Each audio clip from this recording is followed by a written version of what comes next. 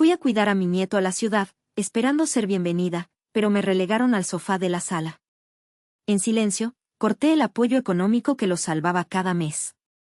La llamada del banco los dejó helados. Gracias por estar aquí conmigo hoy. Espero que estén teniendo un día maravilloso donde quiera que se encuentren. Me encantaría si pudieran compartir en los comentarios desde qué ciudad o país nos están viendo y qué hora es allí. Ahora, comencemos nuestra historia juntos. El sol de la tarde se filtraba a través de los visillos de encaje de mi pequeño salón, proyectando sobre el suelo de madera pulida unas franjas doradas que bailaban con el suave aire que entraba por la ventana. Era uno de esos momentos perfectos en mi pueblo, donde el tiempo parecía correr a un ritmo más amable. El aire olía a tierra mojada de mi jardín, a los geranios que cultivaba con tanto cariño en mi balcón, pequeñas explosiones de color rojo y rosa, y a café recién hecho, un aroma que siempre me reconfortaba. Acababa de terminar mi tarea diaria de regar las macetas, sintiendo la tierra húmeda bajo mis dedos, y me había sentado en mi sillón favorito con mi labor. Era un pequeño jersey de lana suave, de un color azul celeste, que estaba tejiendo sin prisa pero con constancia. La vida, después de que mi querido Manuel se fuera hace ya 7 años, había encontrado un cauce tranquilo. Estaba llena de pequeñas rutinas que le daban estructura a mis días, la visita al mercado por la mañana, un rato de lectura por la tarde, las conversaciones con los vecinos, el cuidado de mis plantas, mi labor. Era un ritmo pausado, sí, y a veces el silencio de la casa se sentía pesado, un recordatorio de la ausencia de la voz y la risa de Manuel. Pero era mi paz, una paz ganada después de muchos años de esfuerzo y dedicación. Mientras mis agujas tejían, mis pensamientos, como solían hacer a menudo, derivaron hacia Manuel. Siempre decía que mi generosidad era mi mayor virtud, pero que a veces, también era mi mayor defecto. Pensé en Mateo, nuestro único hijo. Manuel y yo trabajamos incansablemente toda nuestra vida. Éramos gente humilde, pero trabajadora. Ahorramos cada moneda que pudimos, nos privamos de muchos lujos para asegurarnos de que Mateo tuviera oportunidades que nosotros no tuvimos, una buena educación en la capital, la posibilidad de estudiar en la universidad. Recuerdo cómo, años después, cuando Mateo quiso independizarse y comprar su primer apartamento en la ciudad, y luego lanzar ese pequeño negocio con el que tanto soñaba, vaciamos una parte considerable de nuestros ahorros de toda la vida, nuestro colchón de seguridad para la vejez. Era una suma que, para nosotros, representaba años de sacrificio, pero para él significaba la posibilidad de un futuro mejor. Es nuestro futuro, Isabela, me decía Manuel, con esa sonrisa optimista que siempre me contagiaba, su éxito será nuestra mayor recompensa. Verlo realizado es lo que importa. Después de que él se fue, seguí yo sola, viviendo de mi modesta pensión y de los pocos ingresos de un pequeño alquiler que me dejó Manuel. A pesar de mis propias limitaciones económicas, me las arreglé para seguir enviándole a Mateo una ayuda económica regular. Eran casi 3.000 al mes que salían de mis números, una cantidad que para los gastos de la ciudad quizás no era una fortuna, pero para mí suponía un esfuerzo significativo, apretándome el cinturón en otras cosas. Pero pensaba, es mi hijo. Está empezando, la vida en la ciudad es cara. Es mi deber ayudarlo. La familia es lo primero. Creía que ese apoyo era un cable a tierra para él en la difícil vida urbana, una muestra constante de mi amor incondicional, una forma de seguir presente en su vida de una manera tangible. Pensaba que, de algún modo, esa ayuda le aliviaba el estrés y le permitía concentrarse en su negocio y su nueva familia.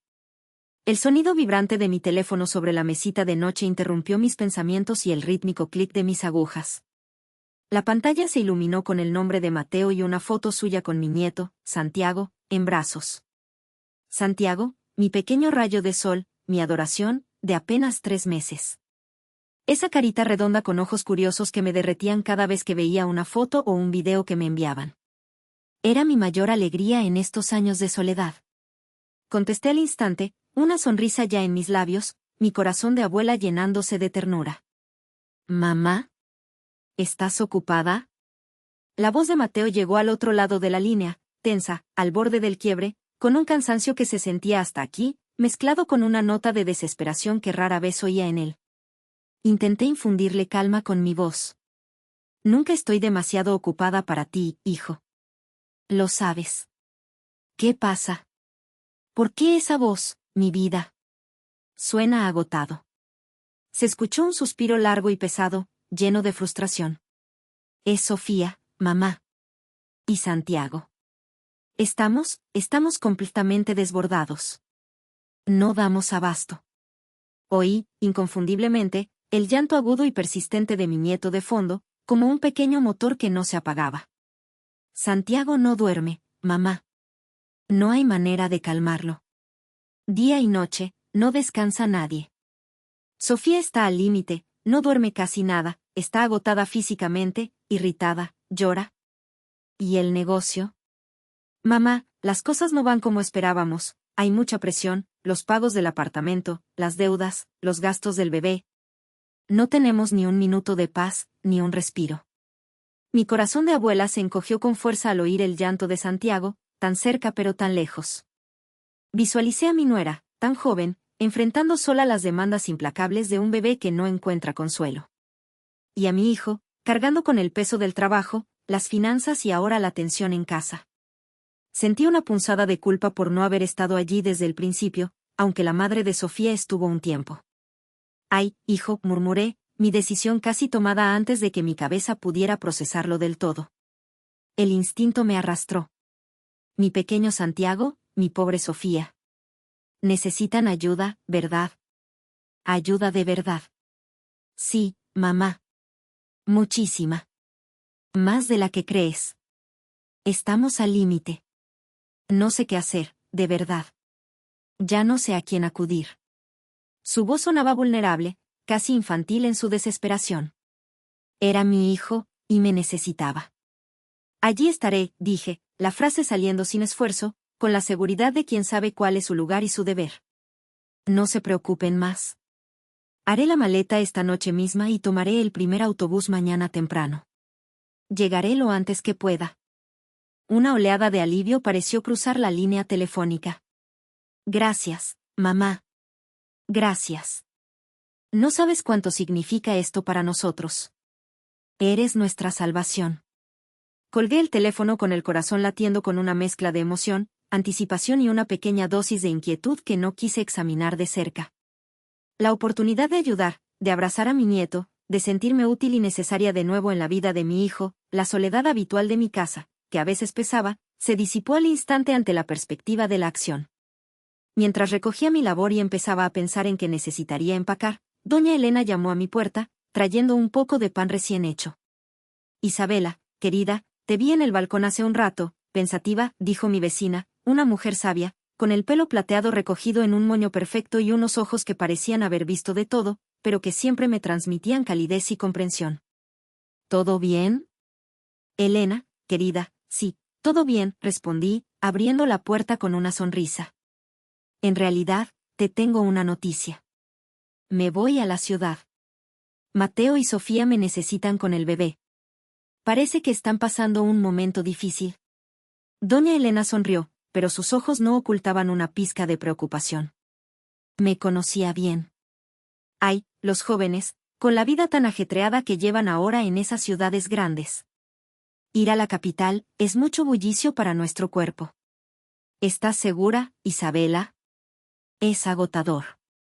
Cuida de ti también, no te dejes agotar. Que te ayuden ellos a ti también. Estaré bien, Elena.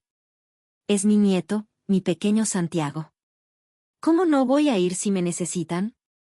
Respondí, aunque la advertencia de Elena se quedó flotando en algún rincón de mi mente. Era cierto, mi cuerpo ya no era el de antes, y la ciudad siempre me había parecido un monstruo ruidoso y agotador. Pero el amor de abuela podía con todo, ¿verdad? Esa noche, preparé mi maleta con esmero. Incluí no solo ropa cómoda para cuidarlo y mis artículos de aseo, sino también los pequeños regalos que había preparado con tanto cariño, pensando en ellos, unos patucos de lana que había tejido con mis propias manos, una mantita suave comprada con mi pensión, unos tés de manzanilla y jengibre de herbolario para Sofía, que decían eran buenos para recuperarse y dormir mejor. También metí en una bolsa de tela unas cuantas frutas de mi pequeño huerto y una ración de mi famoso dulce de leche casero, ese que tanto le gustaba a Mateo de niño, algo sencillo pero hecho con amor y que representaba el sabor de hogar, de mis raíces. Quería llevarles un pedacito de mi mundo, de mi calidez. La anticipación de abrazar por fin a Santiago, de sentir su pequeño cuerpo contra mí, y ver la sonrisa de alivio en el rostro de Mateo me llenaba el pecho de una emoción dulce y poderosa. Me despedí brevemente de don Raúl, otro vecino, que estaba regando su jardín. Doña Isabela, qué valiente al irse a la ciudad sola. Espero que la traten bien por allá. Sus palabras, dichas con amabilidad, resonaron más tarde. El viaje en autobús fue largo y, a medida que pasaban las horas, la fatiga empezó a notarse. Las llanuras y colinas familiares dieron paso gradualmente a un entramado urbano cada vez más denso y gris. El autobús se adentró en la ciudad, el ruido del tráfico aumentando, las bocinas resonando, el ir y venir incesante y apresurado de la gente por las aceras. Era un mundo diferente al mío, lleno de una energía frenética pero también de una prisa y una impersonalidad que me resultaban profundamente ajenas. Observaba a la gente por la ventana, absorta en sus teléfonos, con rostros serios, ajenos los unos a los otros. Sentí un pequeño nudo en el estómago, una mezcla de expectación por ver a mi nieto y una sutil inquietud que no quise examinar de cerca. Finalmente, el autobús llegó a la estación central. Me bajé, sintiendo el peso de mi maleta un poco abultada. Mi espalda, ya no tan fuerte como antes, protestó un poco. Pedí un taxi y di la dirección del edificio de apartamentos de Mateo y Sofía. Era un edificio moderno, alto, de cristal y metal, que se alzaba impersonalmente contra el cielo. En la entrada, un portero uniformado me saludó con una cortesía formal, distante. No era la sonrisa cálida y el «¿Qué tal, doña Isabela? ¿Necesita algo de mi pueblo?» Era simplemente un «Buenos días, señora». ¿A qué piso se dirige?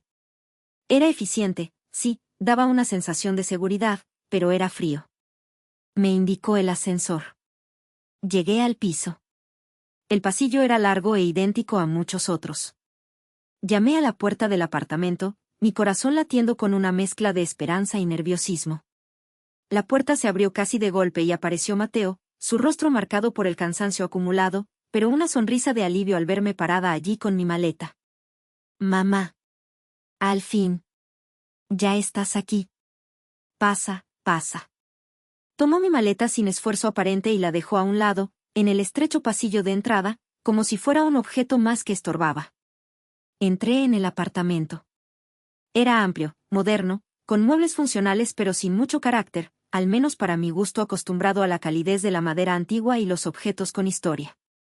Pero el aire se sentía pesado, cargado con el olor inconfundible de leche de fórmula, pañales usados y, subyacente, algo agrio y rancio como el estrés crónico y la falta de sueño que se había instalado en el ambiente. Sofía salió de una de las habitaciones, envuelta en una bata, con el pelo revuelto en un moño despeinado y unas ojeras profundas que le llegaban hasta las mejillas. Su mirada estaba perdida, fija en un punto indeterminado. «Ah, mamá Isabela, ya llegaste», murmuró, su voz neutra, sin una pizca de calidez o bienvenida genuina. No me sonrió, no dio un paso para abrazarme, ni siquiera extendió la mano. Simplemente asintió levemente. Le tendí la bolsa con los regalos que había traído, con el dulce de leche, los tés, los patucos. «Hola, Sofía, querida. Te traje unas cositas, unos tés para que descanses, un dulce que le gusta a Mateo. Pensé que te ayudarían en estos días». Tomó la bolsa sin abrirla, sin siquiera mirar dentro su contenido. Su rostro no mostró emoción alguna. «Gracias», dijo en un tono monótono, casi robótico. Luego, sin decir una palabra más, se dio la vuelta y regresó a la habitación de donde había salido, cerrando la puerta suavemente pero con una finalidad que resonó en el silencio incómodo que dejó atrás. Me quedé allí, de pie en el pasillo de entrada, con la mano que había ofrecido los regalos aún ligeramente extendida. Mi sonrisa de bienvenida se había congelado en mi rostro. El calor en mi pecho, la ilusión y la esperanza que traía conmigo, se desinflaron al instante. Me sentí invisible. Como si fuera una repartidora que acababa de entregar un paquete. Mateo se rascó la cabeza, incómodo, como si supiera que la situación era extraña pero no quisiera o no pudiera arreglarla. Bueno, mamá», empezó, titubeando, frotándose las palmas de las manos. «La verdad es que ahora mismo andamos un poco apretados de espacio. La habitación de invitados, verás, está llena ahora mismo. Tenemos cajas con inventario del negocio, cosas importantes que tengo que organizar pronto, y también algunos artículos grandes del bebé, una cuna vieja que no hemos montado, cosas así. Es un lío, de verdad». ¿te importaría quedarte en el sofá por unos días? Solo hasta el fin de semana. Prometo que este fin de semana la limpio y la arreglo bien para ti. Señaló el gran sofá de tela gris en la sala de estar, visible desde donde estábamos. Parecía limpio, funcional. Pero seguía siendo un sofá. Mi corazón dio un vuelco doloroso, una punzada de decepción. No había venido de vacaciones, lo sabía. Había viajado hasta aquí, a la ciudad, a trabajar, a ayudarlos con el bebé, a ser un apoyo. Pero ni siquiera una habitación, un espacio privado con una puerta, el sofá, en medio de la sala, sin privacidad, sin un rincón para mí sola, donde estaría expuesta al ruido, a la luz, a su paso constante. La excusa del inventario crítico sonaba a prioridad.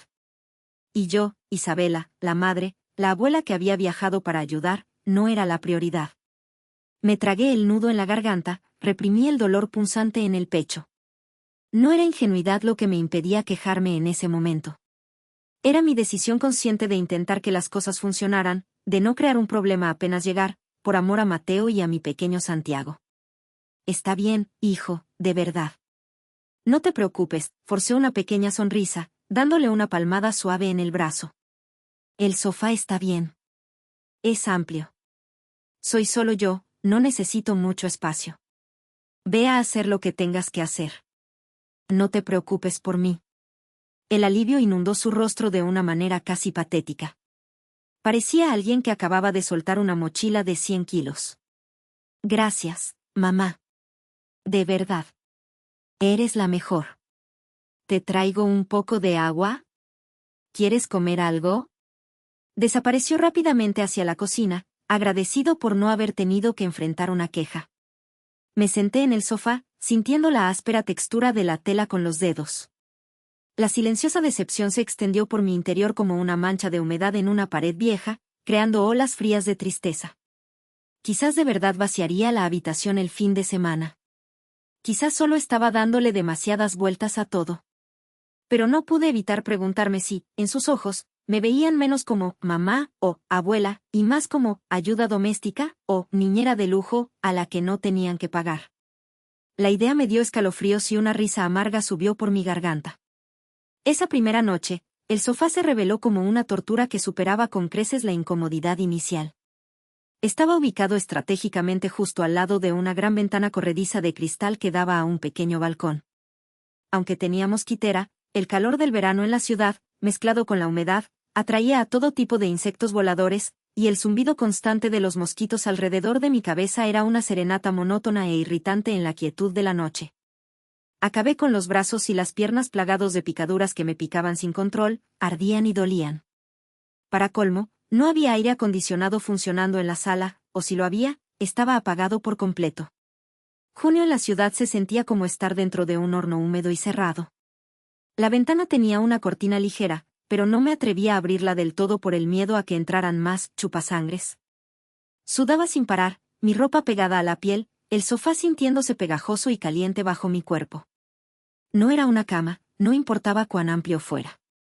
Era una superficie dura, con protuberancias que se clavaban en mi espalda, y cada vez que intentaba moverme para encontrar una posición menos dolorosa, los muelles crujían sonoramente, ruidos y estridentes, como si alguien golpeara ollas en una cocina silenciosa, rompiendo cualquier posibilidad de descanso.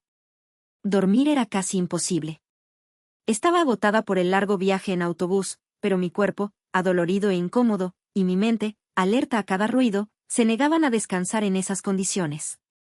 Además de la incomodidad física, estaba en un estado de semi-alerta constante, atenta a cada sonido que venía de la habitación de Mateo y Sofía, esperando el inevitable llanto de Santiago. No creo haber pegado ojo en toda la noche. Las horas se arrastraron lentamente en la oscuridad y el calor. Justo antes de que saliera el sol, oí ese sonido tan familiar, los primeros quejidos de mi nieto, luego un llanto agudo y urgente que atravesó el silencio de la madrugada y me tocó en lo más profundo del pecho. Me levanté de inmediato, mi cuerpo rígido y adolorido por la mala noche. Fui de puntillas hacia su puerta, que estaba entreabierta.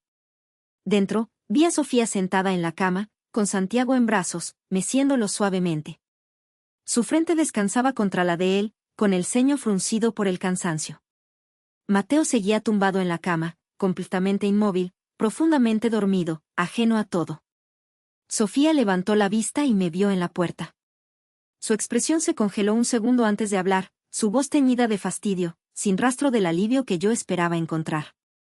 «¿Mamá Isabela? ¿Por qué te levantaste tan temprano? ¿Te despertamos?» «Oh, no, no se preocupen, para nada», respondí en voz baja, intentando mantener un tono ligero y relajado a pesar de sentirme como si un camión me hubiera pasado por encima. Ya estaba despierta. Oí llorar al bebé y pensé en venir a ver cómo estaba, si necesitaban algo.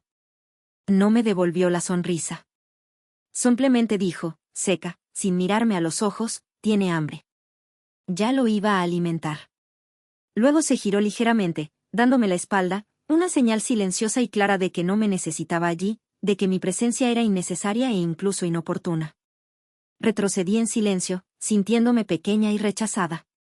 Me retiré a la sala de estar, mis pasos de repente se volvieron cautelosos, como si temiera pisar algo frágil o hacer ruido y molestar.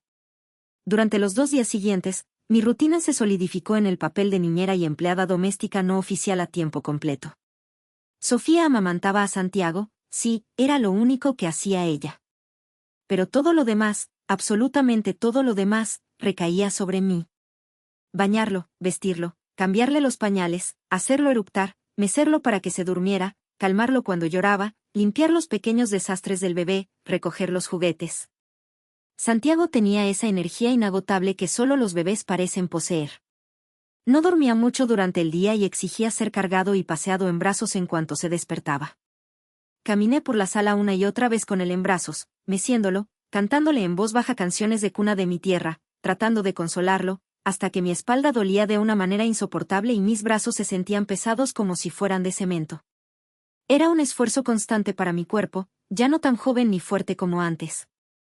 En cuanto a Sofía, pasaba la mayor parte del tiempo encerrada en la habitación.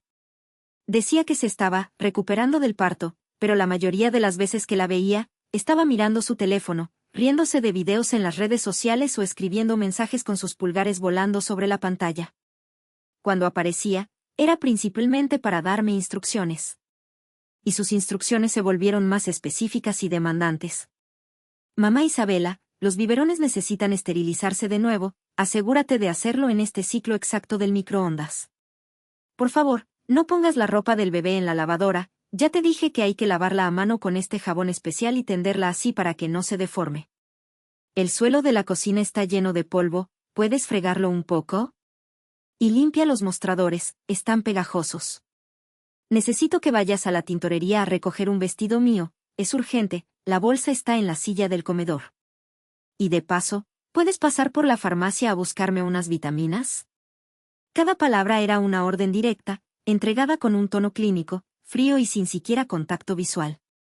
Se sentía exactamente como una lista de tareas entregada a una empleada doméstica, no a la madre de su esposo que había venido a ayudar. Me pedía que hiciera cosas que iban más allá del cuidado del bebé o las tareas básicas del hogar, cosas personales para ella, como si yo fuera su asistente.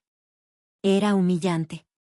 Mateo seguía con su habitual sonrisa relajada, pero salía temprano para ir a trabajar y no volvía hasta bien entrada la noche. Cuando estaba en casa, interactuaba con Santiago de forma mínima.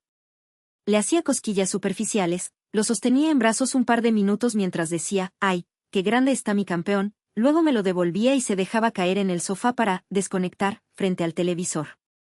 O desaparecía en el rincón del escritorio que llamaban oficina, con un tibio, «tengo que ponerme al día con el trabajo».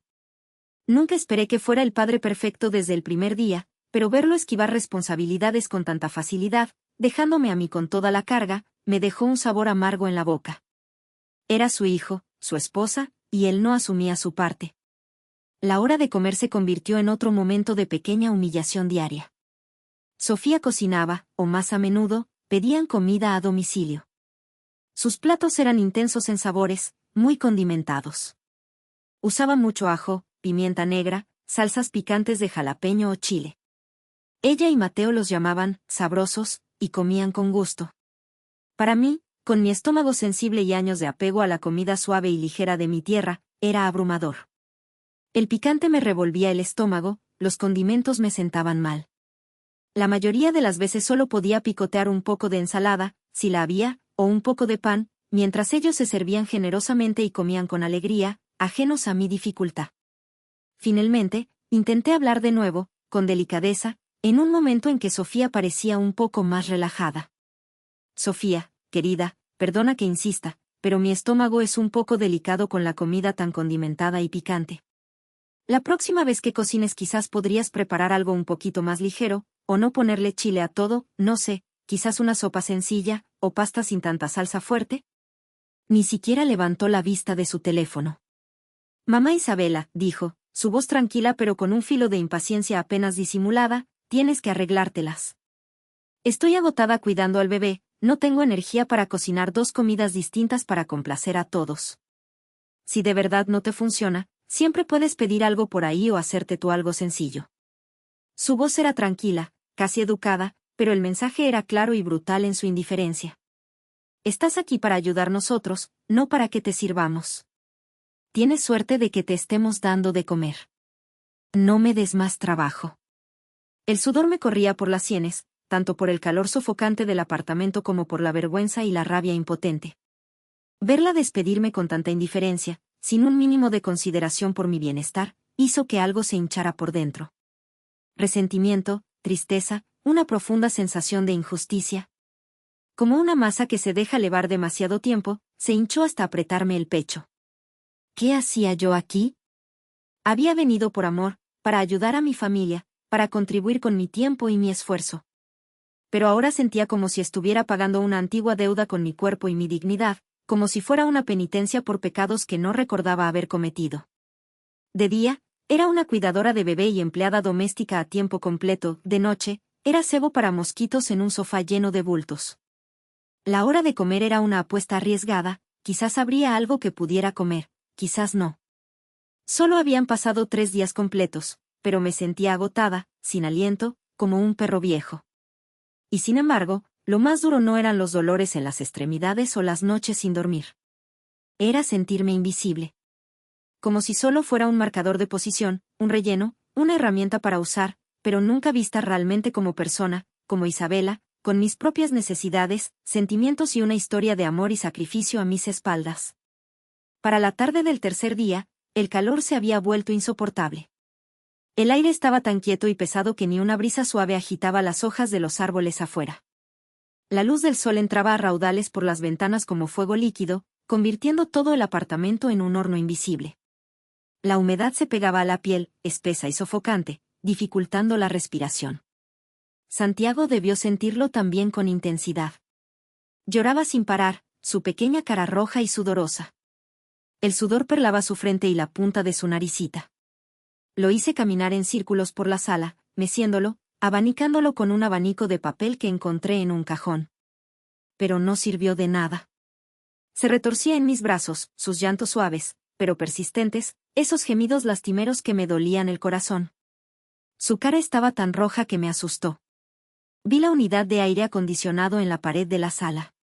Era una unidad split, grande, polvorienta, parecía que llevaba tiempo sin usarse, pero ahí estaba. Recordé los comentarios de Mateo y Sofía sobre lo carísimo que era el recibo de la luz en la ciudad, y cómo intentaban ahorrar. Dudé un momento, el miedo a la reprimenda me detuvo. Pero la angustia de mi nieto era más fuerte. Mi instinto de abuela, el más poderoso de todos, prevaleció. Tenía que hacer algo para aliviar el sufrimiento de esa pequeña criatura. Busqué el mando a distancia en una mesita auxiliar, lo encontré escondido bajo un montón de revistas. Respiré hondo. Solo un rato, para refrescar al bebé, me dije, justificando la acción. Estaba empapada en sudor, mi blusa pegada a mi espalda como papel mojado. Apunté a la unidad y pulsé el botón de encendido. La máquina cobró vida con un zumbido notorio. Un chorro de aire fresco y seco, bendito aire fresco, emanó de ella, suave y refrescante. El contraste con el calor pegajoso fue instantáneo. En cuestión de minutos, Santiago dejó de llorar. El alivio fue palpable en su pequeño cuerpo. Sus párpados se cerraron, sus deditos se dirigieron a su boca, y al poco tiempo, dormitaba plácidamente en mis brazos, su respiración suave y uniforme. Exhalé aliviada. Por fin. Un momento de paz para él, un momento de descanso para mí. Me disponía a sentarme cuidadosamente en el sofá para no despertarlo. Justo en ese momento, la puerta de la habitación de Mateo y Sofía se abrió de golpe. Sofía salió disparada, con el rostro descompuesto por la ira. Había oído el zumbido inconfundible del aire acondicionado. Sin decir una palabra, cruzó la sala a pasos firmes, su mirada gélida clavada en la unidad de AC, y pulsó el botón de apagado en el mando que yo había dejado sobre la mesita. El zumbido cesó al instante. El aire frío desapareció, reemplazado en un instante por el calor denso y opresivo que nos rodeaba.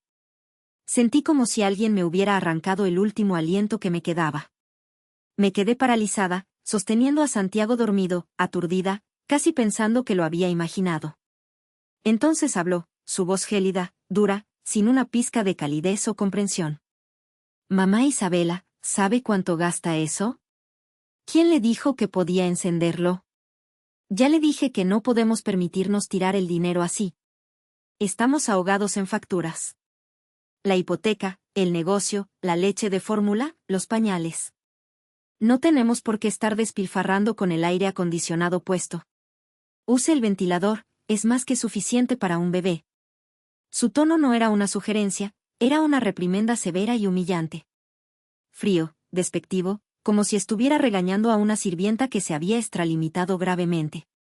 Ni siquiera me miró a los ojos, su mirada estaba fija en la unidad de AC, como si yo hubiera cometido un delito financiero imperdonable. Por un instante, sentí que la sangre me hervía en las venas. Me zumbaban los oídos. No oía nada más a mi alrededor. No se trataba del dinero, ni siquiera de la electricidad. Se trataba del hecho de que había estado sosteniendo a mi nieto, sudando, enrojecido, incómodo, y lo único que quería era aliviar su malestar. Ese pequeño acto de cariño, de instinto de abuela, de compasión por una criatura indefensa, me había ganado esta humillación pública. La miré, abrí la boca para hablar, para defenderme, para gritar la injusticia, pero no salió ningún sonido. Tenía un nudo en la garganta, una mezcla de humillación, rabia y algo más profundo, la decepción, el dolor de la traición. Se alzaron como una ola gigante y me golpearon con fuerza. Me quedé allí, empapada en sudor y dolor, como si me hubieran echado un cubo de agua helada directo al corazón. No fue solo el aire acondicionado lo que apagó. Fue la parte de mí que había recorrido todo este camino por amor, por devoción a mi familia, por la desesperada esperanza de que aún importaba, de que mi ayuda era valorada. Y ella la había tirado al suelo y la había pisoteado como si no significara nada. Sofía no esperó respuesta. Se dio la vuelta, regresó a la habitación y cerró la puerta tras de sí, esta vez con un golpe seco que resonó en el apartamento. Y allí estaba yo, todavía de pie en medio de la sala de estar sofocante, sosteniendo a Santiago, que acababa de calmarse y ahora comenzaba a quejarse nuevamente mientras el calor nos envolvía como una manta húmeda y pesada. El aire se sentía denso y silencioso. Apenas podía respirar. Me ardían los ojos, pero me negué a llorar. Las lágrimas no me ayudarían. Nunca lo habían hecho. Solo me harían parecer pequeña, débil, patética. En cambio, con el bebé en brazos, caminé lentamente hacia la ventana corrediza. Allí, al menos, una ligera brisa se colaba a veces por las rendijas.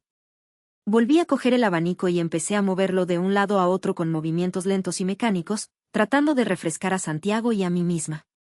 Santiago se movió ligeramente en mis brazos, frunció el ceño en sueños, su rostro aún sonrojado y húmedo, un reflejo de cómo me sentía por dentro.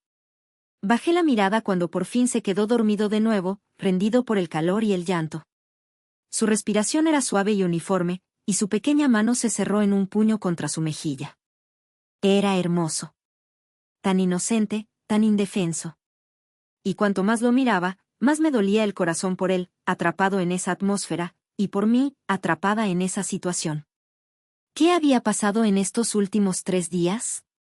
Durmiendo en un sofá incómodo con las piernas llenas de picaduras de mosquito, comiendo comidas que me revolvían el estómago mientras me decían que me las arreglara, pasando cada hora del día cuidando a su hijo, limpiando la casa, haciendo recados personales para ella, corriendo sin parar, solo para que me hablaran como si fuera una jornalera.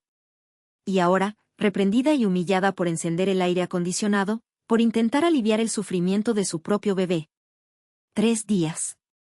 Eso fue todo lo que me llevó para sentirme completamente machacada. pero no era solo el cansancio físico lo que dolía. Era la forma en que me trataban. Como si no existiera como persona, como si mi ayuda, mi presencia, mi amor fueran cosas para usar, no para apreciar, ni siquiera para reconocer. Había venido hasta aquí, haciendo un esfuerzo, gastando mi poco dinero en el pasaje, porque eran jóvenes, estaban abrumados y pensé que tal vez, solo tal vez, podría aligerarles la carga y sentirme útil de nuevo. Pero ellos no lo veían así. Todo lo que hacía era esperado, asumido como mi deber.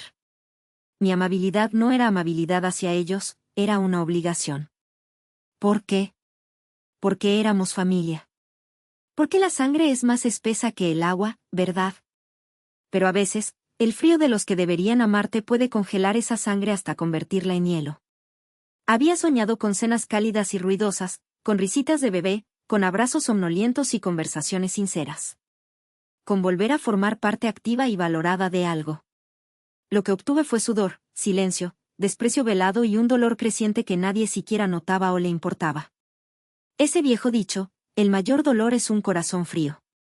Solía sonar muy dramático en los libros, pero ahora lo entendía en mi propia piel. No era rabia lo que sentía en ese momento. Ni siquiera era angustia. Fue la congelación lenta de todo dentro de mí, la muerte de una ilusión. No quería discutir. No quería gritar.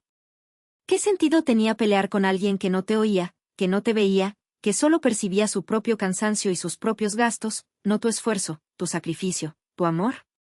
No. En aquella habitación sofocante y sin aire, algo dentro de mí se quedó quieto. Y en esa quietud, nació una decisión. Clara. Fría. Inquebrantable. Ya no más. Esa noche, cuando Mateo llegó del trabajo, cansado pero con su habitual intento de sonrisa relajada, y Sofía estaba en la habitación con Santiago, aproveché el momento. Lo llevé aparte, a un rincón de la cocina, para tener un mínimo de privacidad. Mantuve mi voz tranquila, serena, suave, con cuidado de no dejar que se notara el peso insoportable de los últimos días ni la decisión que había tomado. Mateo, dije en voz baja, mirándolo a los ojos con una calma que probablemente lo desconcertó. Me voy a casa mañana. Acababa de quitarse la chaqueta y dejarla sobre una silla. Sus manos se congelaron a mitad de movimiento. Se giró para mirarme, la sorpresa reflejada en todo su rostro. ¿Qué? ¿Ya, mamá? ¿Tan pronto? Pero si solo llevas aquí unos días, pensé que planeabas quedarte más tiempo, a ayudarnos con el bebé. Había sorpresa, decepción, noté con mi nueva y dolorosa claridad, un claro pánico en su voz. Evité su mirada directa, no por cobardía, sino para no mostrarle la profundidad de mi dolor. Sí, hijo. Tengo que irme. Ha surgido algo en casa que debo solucionar y debo regresar. Y veo que Sofía y tú, que pueden arreglárselas bien por su cuenta. No mencioné el aire acondicionado, no mencioné el sofá incómodo, la comida, las órdenes, la conversación que había oído. No tenía sentido. Nada de eso, dicho en voz alta, cambiaría nada ahora. Solo crearía una escena desagradable e inútil. Mateo frunció el ceño, la preocupación y el miedo patentes en su rostro. ¿Algo en casa? ¿Es algo grave? Espera, mamá. ¿Es Sofía? ¿Te hizo algo? ¿Te dijo algo que te molestó? Por favor, dímelo. Hablaré con ella. Está un poco irritada ahora mismo, con el bebé y el cansancio, pero no lo dice con mala intención. No te lo tomes como algo personal. Negué con la cabeza suavemente, esbozando una sonrisa que no llegó a mis ojos. No es nada de eso, Mateo. No es Sofía. Ella y yo, estamos bien. Una mentira piadosa, pero necesaria. De verdad, es solo que yo también tengo mi propia vida, mis responsabilidades en casa, y hay cosas que tengo que resolver allá. Mi voz era cálida, sí, pero la determinación bajo ella era de acero. Mis palabras tenían un carácter definitivo que no permitía discusión. Mateo me miró como si quisiera discutir, presionar, pero las palabras no le salieron. Asintió lentamente, los labios apretados, entendiendo quizás, a un nivel inconsciente, que mi decisión era inamovible. A la mañana siguiente, antes de que el sol asomara por el horizonte, Ya había empacado mis pocas cosas. No había mucho, unas mudas de ropa, mis artículos de aseo básicos. Dejé todo lo que les había traído como regalo, la ropita para Santiago, los tés para Sofía, el dulce de leche, las frutas. No quería llevarme nada de vuelta. Eran parte de una ilusión que ya no existía. Mateo se levantó temprano para despedirme. Estaba junto a la puerta, con los ojos un poco rojos. Intentó una última vez. Mamá, no te apresures a irte. Te prometo que hoy mismo limpio la habitación de invitados. Te consigo una cama de verdad. Arreglaré todo. Por favor, quédate un poco más. Ponte cómoda.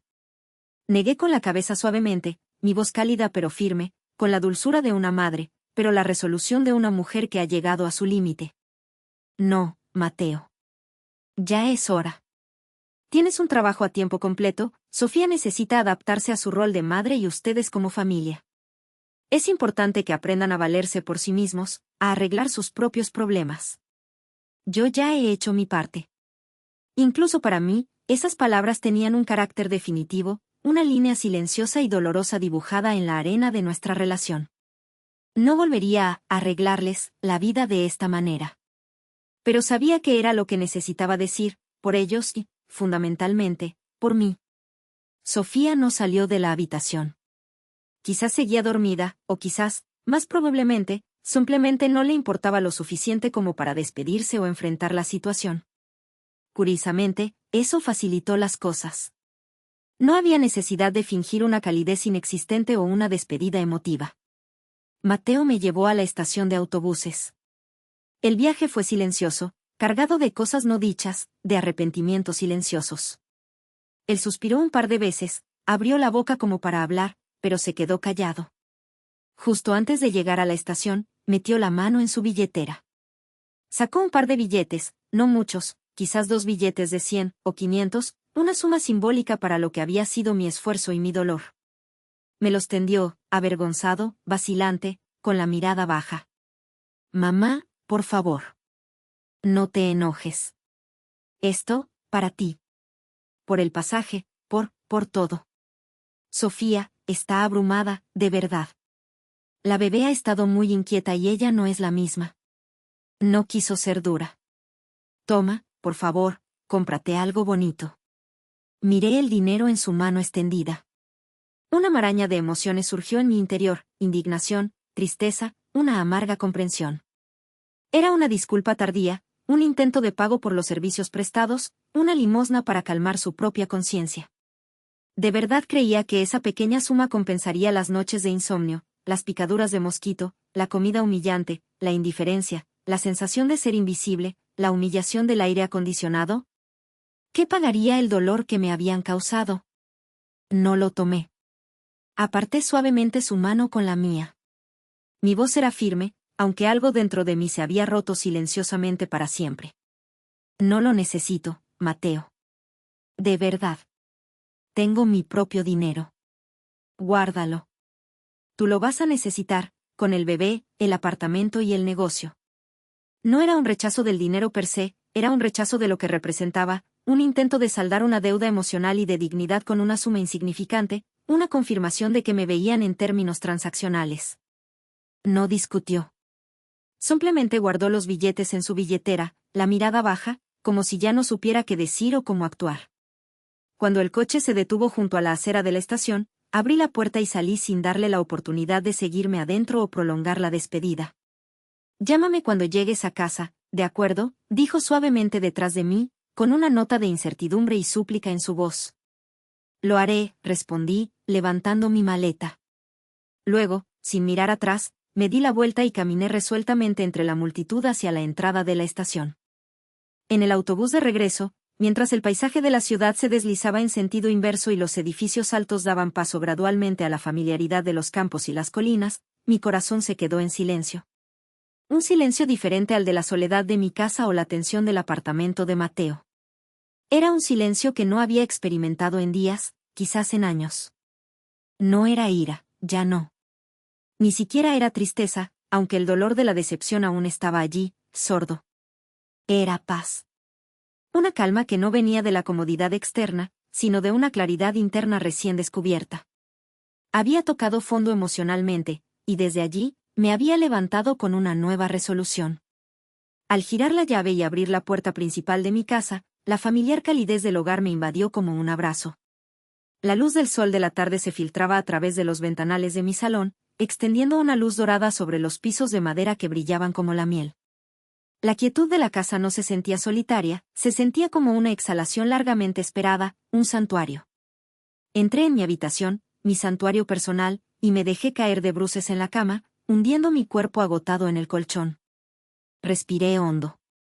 El aroma a ropa recién lavada y a sol flotaba en las sábanas. Olía a paz. Olía a algo que me pertenecía profundamente, algo que nadie podía quitarme. Los últimos días en casa de Mateo se sintieron ahora como un sueño extraño, una pesadilla de la que acababa de despertar, pero también una lección invaluable. Me senté al borde de la cama, mi mirada fija en la foto de mi esposo en la pared. Su dulce sonrisa me devolvió la mirada, cálida y firme. Mentalmente, casi podía oír su voz, esa voz sensata y amorosa: no te agotes, Isabela. Cuídate. Ven a casa y descansa. No puedes darle lo que no tienes. Le hablé en voz baja, en mi corazón un susurro de confesión, una tierna despedida a una ilusión. Recordé cómo habíamos ahorrado a duras penas, privándonos de lujos, para ayudar a Mateo a comprar su apartamento y empezar su negocio en aquel entonces. Mi esposo aún vivía. Agotamos una parte considerable de nuestro fondo de jubilación para cubrir esa entrada, para darle ese empujón inicial. Apenas está empezando, dijimos, la vida ya es bastante dura allá afuera. Vamos a ayudarle todo lo que podamos. Tras la muerte de mi esposo, seguí aguantando sola, gestionando mi pequeña pensión y manteniendo mi casa. Y cuando Mateo y Sofía, años después, se encontraron apretados con la hipoteca o con problemas en el negocio, les ofrecí, o mejor dicho, insistí, en esa ayuda regular de casi 3,000 al mes. Lo mantuve así durante más de 2 años, religiosamente, convencida de que estaba haciendo lo correcto, que estaba apoyando a mi familia, al futuro de mi hijo. Creía que dar generaría gratitud, que el amor incondicional generaría amor y respeto recíproco. Pero ahora, al mirar atrás desde la claridad dolorosa de mi experiencia, lo veía tan claro como el agua. Cuanto más daba, más lo esperaban, no como generosidad, sino como una obligación. Mi ayuda se convirtió en su derecho.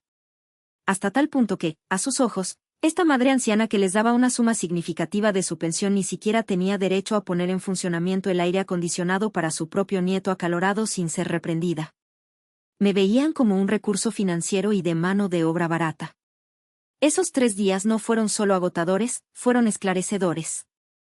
Fueron como un balde de agua helada vertido sobre una ilusión de familia unida y agradecida, que había acariciado durante años. Antes creía que el amor incondicional por un hijo era algo noble, puro, y que siempre sería recibido con gratitud. Ahora sé que algunas personas nunca te lo agradecerán. Solo te guardarán rencor si dejas de dar más de lo que pueden recibir sin sentirse en deuda. Se acercaba el final del mes. La fecha habitual de hacer esa transferencia tan familiar. Me senté en mi sofá suave, limpio y calentito, el mismo desde donde antes enviaba la ayuda, y abrí la aplicación del banco. El saldo no era enorme, pero era mío. Era el fruto de una vida de trabajo, de prudencia. Era la seguridad que me había construido para mi vejez, diciéndome, estoy bien, no necesito mucho, lo importante es ayudar a mi hijo. Mientras miraba la pantalla, los recuerdos de los últimos días pasaban como un carrete, los ojos fríos de Sofía mientras apagaba el aire acondicionado, el silencio culpable de Mateo ante mi trato, mis noches de insomnio en ese sofá estrecho, el comentario hiriente de Carmen, la conversación oída que confirmaba todo. ¿Valió la pena? Susurré la pregunta en voz alta en la quietud de mi salón. La respuesta llegó de inmediato, rotunda, inquebrantable: no, no lo valió. No a ese precio. Mi dedo se mantuvo sobre la página de transferencia familiar habitual, la opción de enviar dinero a Mateo. Pero no la presioné. En cambio, busqué el número del licenciado Morales. Lo llamé a la mañana siguiente, después de meditarlo toda la noche. Le expuse la situación de forma concisa y profesional, sin entrar en detalles emocionales, simplemente declarando mi decisión. Licenciado Morales, Le llamo para cancelar formalmente el acuerdo de apoyo económico mensual que tengo con mi hijo, Mateo. Las circunstancias han cambiado. Se sorprendió, claro. ¿Está segura, doña Isabela? ¿Es una cantidad considerable? Fui firme. Completamente segura, licenciado. Le ruego proceda con los trámites necesarios para detener esa transferencia de forma permanente. Necesito reorganizar mis finanzas. Él, profesional, asintió y me indicó los pasos a seguir. Fue un acto de autopreservación y autorrespeto. El dinero era mi trabajo, mi seguridad. Y no podía seguir dándolo a quienes no valoraban mi dignidad. Un par de días después, mi teléfono sonó. Era Mateo. Su voz al otro lado de la línea no era la de un hijo que llama a su madre, era la voz de alguien en pánico, desesperado, furioso. Mamá. ¿Qué hiciste? El dinero. No llegó. El licenciado Morales me llamó. Dice que cancelaste el acuerdo. ¿Por qué hiciste eso, mamá? Sabes que contábamos con ese dinero. Teníamos que hacer un pago importante. La hipoteca. Los proveedores del negocio. ¿Cómo pudiste? Mi respuesta fue calmada, serena, desprovista de emoción, lo cual pareció desconcertarlo aún más. Sí, Mateo. Lo cancelé. Siguió con un aluvión de preguntas, exigencias, quejas. Intentó culpar a Sofía de nuevo, dar lástima, argumentar que yo siempre los había ayudado, y que contaban conmigo. Mantuve mi tono. Mateo, mi decisión está tomada. El apoyo económico ha terminado. Fui a ayudarlos por amor y me di cuenta de que mi ayuda, y mi dignidad, no eran valoradas. Tengo mis propias necesidades ahora. Ese dinero lo necesito para mí. Si intentó argumentar sobre las deudas, mi respuesta fue firme pero tranquila, son adultos. Son sus responsabilidades. Deben aprender a gestionarlas. Yo ya les di un empujón muy grande en el pasado y los he apoyado durante años. Ahora es momento de que caminen solos. Si intentó apelar al lazo familiar, fui clara, el lazo familiar no da derecho a pisotear a la otra persona. Mis puertas siempre estarán abiertas para una visita respetuosa, pero no para seguir subvencionando su vida a costa de mi paz. Colgué con suavidad, dejando sus gritos y súplicas flotando en el aire. Se quedó helado, supongo, no solo por el golpe financiero inesperado, sino por la calma inquebrantable y la determinación en la voz de su madre. Con el dinero que ahora recuperaba, mi vida comenzó a florecer de una manera que no esperaba. No me lancé a lujos ostentosos, no era mi estilo. Pero pude invertir en mí misma, en mi bienestar y felicidad. Me inscribí en un taller de cerámica en el Centro Cultural, algo que siempre me había llamado la atención. Disfrutaba del contacto con el barro, de crear algo con mis manos. Allí conocí a otras personas, señoras mayores como yo, algunas mujeres más jóvenes, con las que compartía risas, historias y el placer simple de crear. Doña Elena también se apuntó, y nuestra amistad se fortaleció aún más. Me sentía vista, valorada por mi creatividad, por mi conversación, por ser Isabela, no por lo que podía hacer por los demás. Planifiqué un pequeño viaje a la costa, algo que siempre había querido hacer pero que entre el trabajo, Manuel, Mateo y luego los sacrificios, nunca encontré el momento ni el dinero. Fui sola. Disfruté del sonido del mar, de la brisa salada, de la comida sencilla y deliciosa de los puestos locales. Fue una semana de pura libertad y tranquilidad, de decidir mi propio horario, sin tener que pedir permiso ni dar explicaciones. Me sentí rejuvenecer.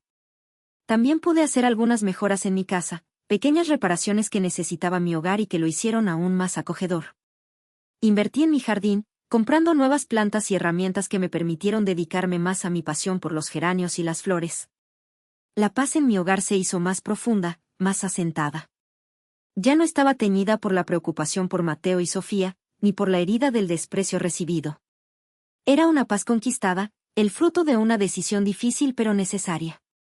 Aprendí que a veces, el acto más amoroso, tanto hacia uno mismo como hacia los demás a largo plazo, es establecer límites firmes. Mateo y Sofía tendrían que aprender a valerse por sí mismos, a enfrentar sus dificultades financieras sin mi red de seguridad. Quizás, solo quizás, eso los haría más fuertes y más conscientes del valor del esfuerzo y el respeto. Santiago seguía siendo mi nieto, mi adoración. No dejé de pensar en él. Mi puerta siempre estaría abierta si querían visitarme en mi pueblo, si venían con respeto y cariño. Pero mi felicidad ya no dependía de su gratitud o de su aprobación. Había recuperado mi dignidad, mi autonomía y mi sentido de valor. Había sido una abuela y una madre amorosa y sacrificada durante toda mi vida. Ahora, era una mujer sabia que, después de dar tanto, finalmente decidió darse a sí misma el valor y la vida tranquila y digna que merecía. Y en esa decisión, en el acto de recuperar mi dinero y mi espacio, encontré una paz que ningún sofá incómodo, ninguna comida humillante o reprimenda fría podían quitarme. La llamada helada de Mateo fue el punto final de una etapa. Mi nueva vida, tejida con hilos de dignidad y autorrespeto, acababa de empezar.